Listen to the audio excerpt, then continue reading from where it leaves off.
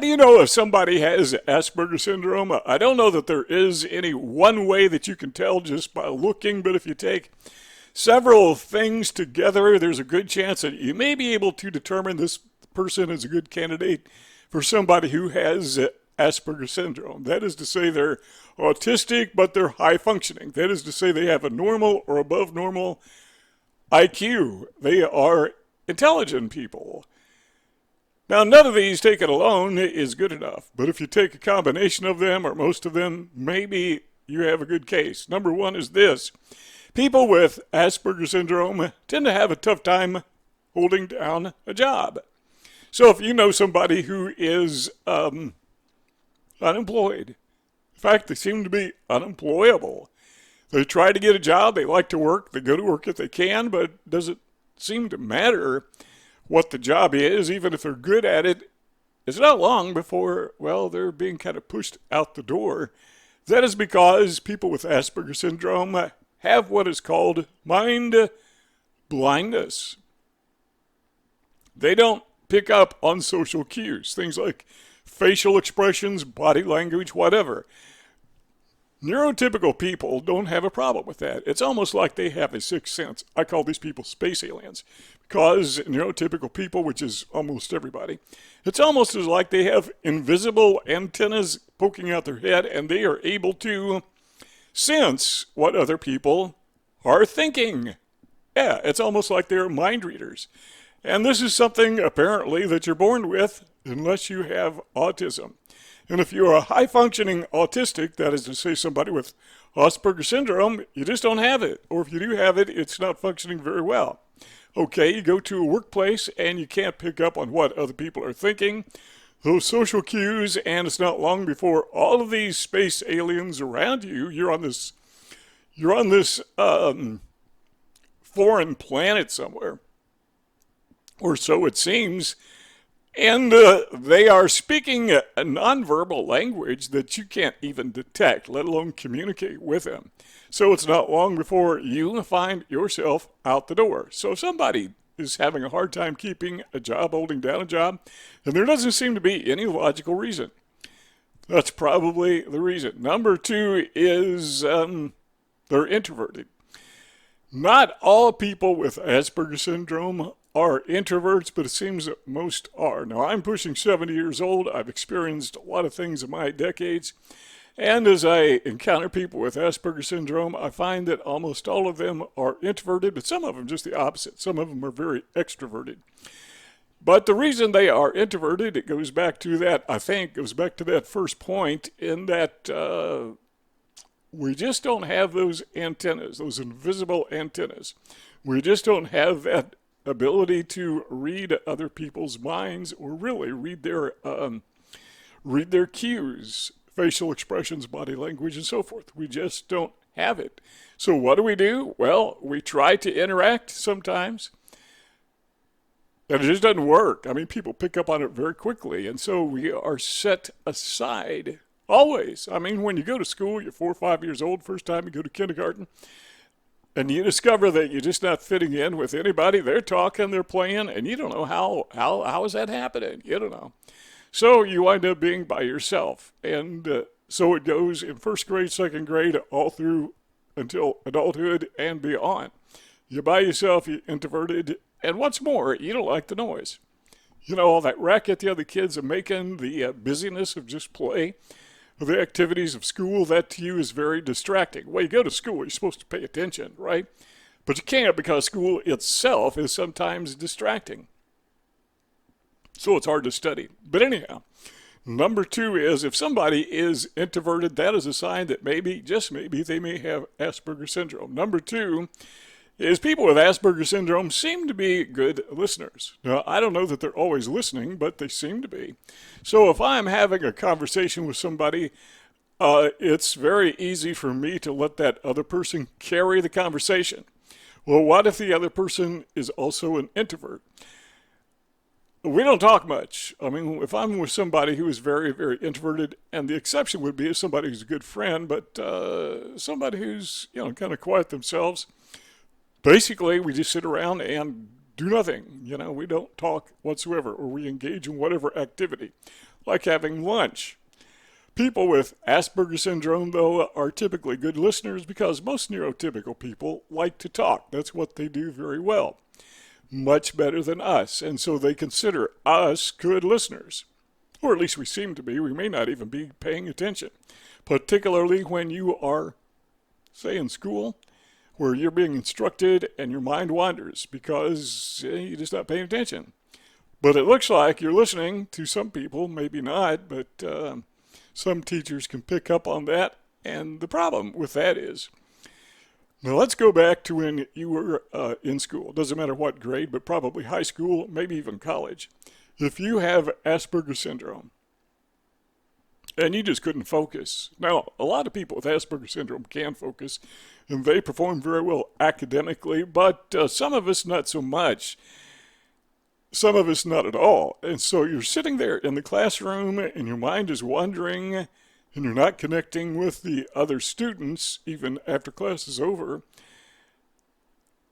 How does the teacher, the instructor, read that? How do other students read that? How does everybody read that? Typically, they read it as you have a character problem, that you are lazy, that you don't care enough to pay attention, and really, you do. You just can't. The way your mind is wired, it's hardwired to wander. I remember when I was, I think I was in junior high school, middle school, they used to call it junior high school, and I was in a math class and I decided, okay, I'm going to force myself to pay attention. The way I did that is I took out a pen and paper, pencil and paper, and I started taking notes. As the teacher would talk, I would write down what she would say. That was a cool little trick. It helped me to pay attention very well. But the problem is the teacher saw me taking notes and she called me out. I was going to say she yelled at me. She really didn't yell. But she called me out and asked me what I was doing. I said, I'm taking notes. She said, put down your pencil and paper and pay attention.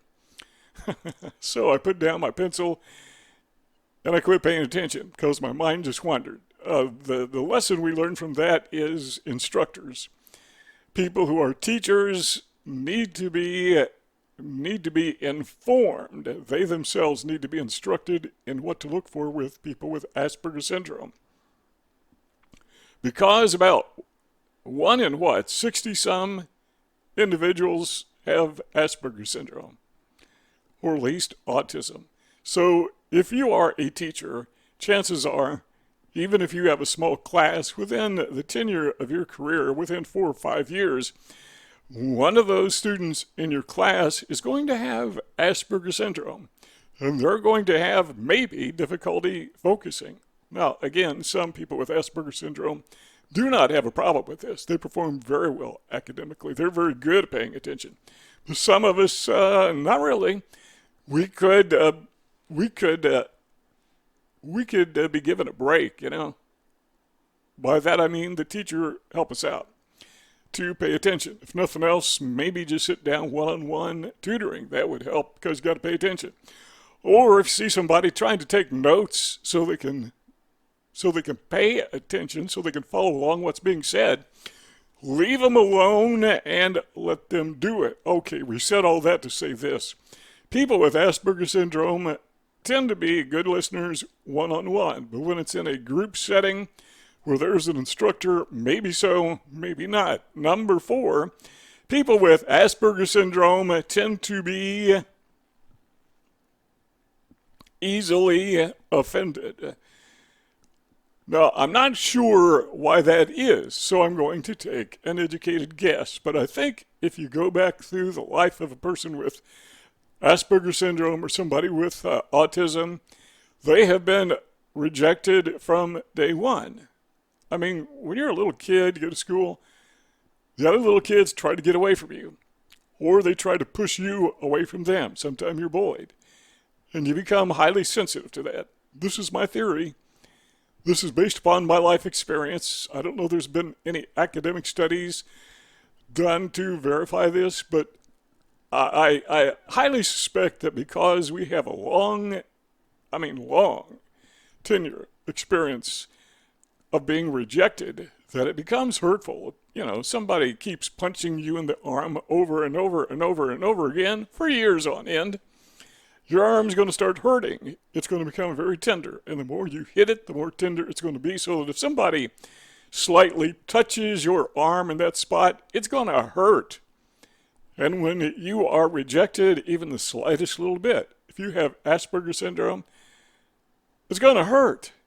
So one of the indicators that you may be dealing with an adult with Asperger syndrome is they are easily offended. What to do? Well, same thing as we said before, just give them a break. Number 5 this is kind of similar, but they are highly sensitive. So we are easily offended because we are highly sensitive. That goes back to the analogy of being punched in the arm until it bruises. Then it becomes highly sensitive to the touch. So we are highly sensitive and we are highly offended when people don't respect our boundaries, when somebody takes advantage of us. Now, the point is that, typical people, punch them in the arms, no big deal. They may say, ouch, but it doesn't really hurt. They're just reacting.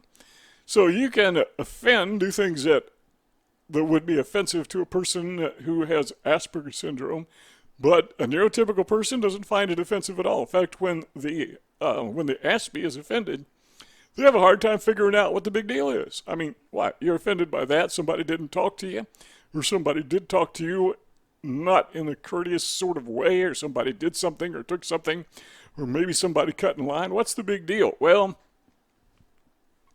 they're not offended because, things happen. But you're offended because your mind goes back, your memory goes back. There it is intact, where this has happened to you over and over and over again because people disrespected you, because you were not considered one of them. You were something less than human. So you become highly sensitive. Number 6 is you reflect the emotions of other people. Universal trait, I doubt it, but a lot of times people with Asperger syndrome, they easily become caught up in the emotions of those with whom they're with. So if the other person is happy, then you're happy. If the other person is depressed, then you're depressed. Whatever the emotion of the other person is, you may reflect that. On the other hand, again, these are speculative. They don't happen all the time. On the other hand, some people with Asperger syndrome, they're in a depressed funk, seems like all the time, because, they've really been injured. And again, as we mentioned earlier, other people will see that, and neurotypical people will see that, and they may interpret that as just being having a lack of character. Why don't you get over it? Quit being so sensitive. Quit being depressed all the time. But you can't help it. You just can't help it. So a lot of people with Asperger syndrome will reflect the emotions of others, but if you're in that depressed state, I think maybe that would be the exception. It doesn't matter how happy people are.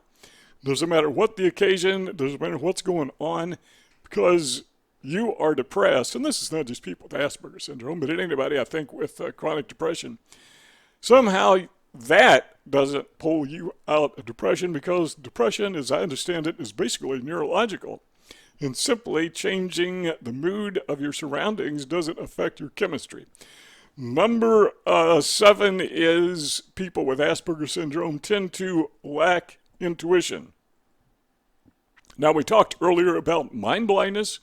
This is effectively the same thing, only we're just saying it backwards.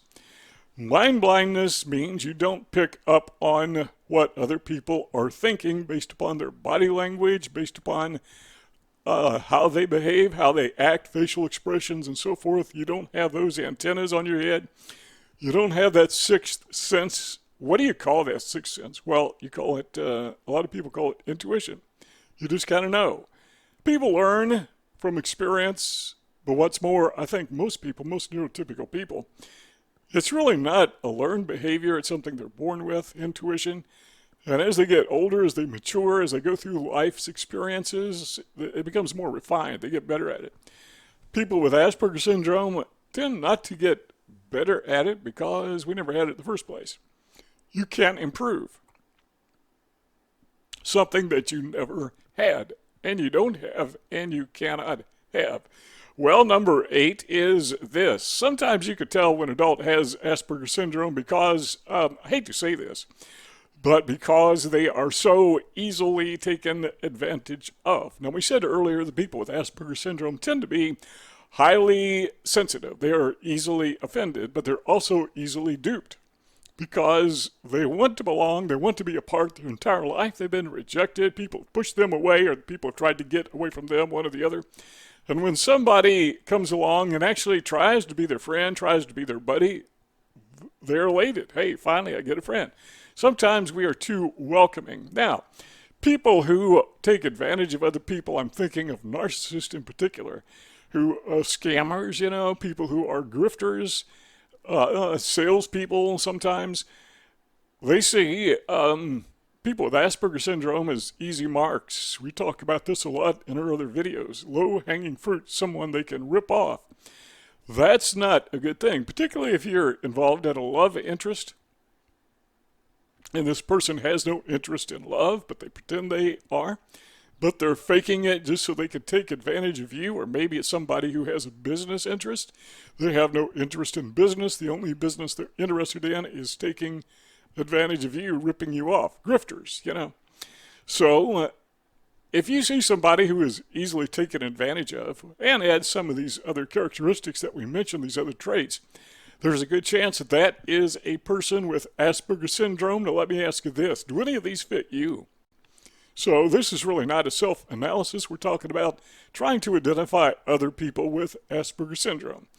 Usually, in my experience, the single trait that looms the largest is they're just extremely quiet. They're by themselves. There's a group of people and there's one person all by themselves because they can't assimilate. That seems to be the single largest, most notable trait.